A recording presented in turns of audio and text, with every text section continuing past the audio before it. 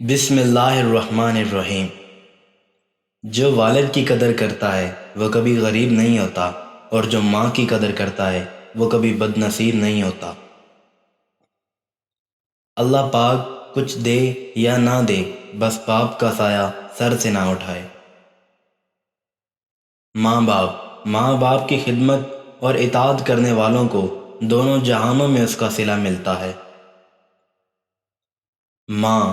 ماں کے پاس جا کر بیٹھ جایا کرو، کیونکہ ماں کے ساتھ گزارا ہوا وقت قیامت کے دن نجات کا باعث بنے گا۔ باپ، جس طرح کی زندگی گزاری میں خود گزار نہیں سکتا، قرض دار ہوں باپ کا اپنے، یہ قرض میں اتار نہیں سکتا۔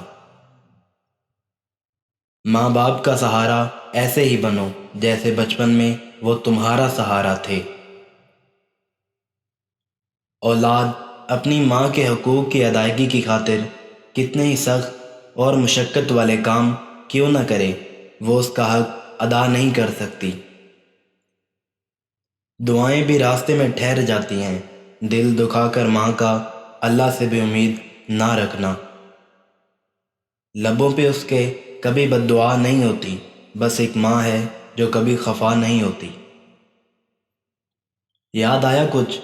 کوئی بھی انسان اتنا پیار اور خیال نہیں رکھ سکتا جتنا والدین رکھتے ہیں۔ سب کی ماؤں کو سلامت رکھے میرا رب، روزے میں بھی ناز نخرے اٹھاتی ہیں۔ ماں باپ کو بڑھاپا کمزور نہیں کرتا، اولاد کا رویہ کمزور کر دیتا ہے۔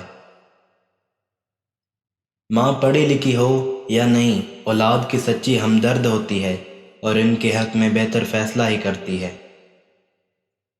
ماں، جنت تو سبھی مانگتے ہیں مگر ملی ہوئی جنت کی کوئی قدر نہیں کرتا، ہائے افسوس۔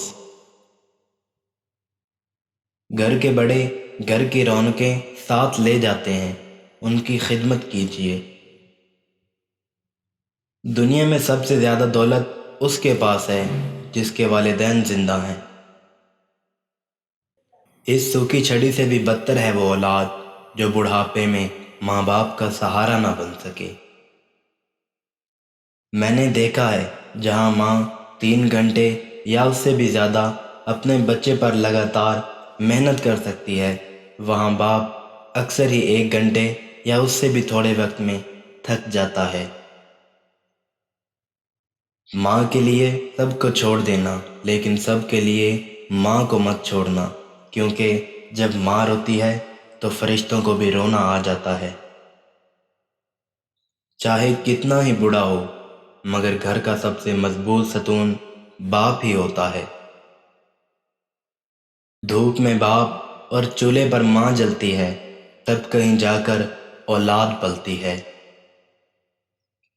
باپ سخت نہیں ہوتے، بس وہ روتے اس لیے نہیں کیونکہ ان کے رونے سے بیوی بچوں کے حوصلے ٹوٹ جاتے ہیں۔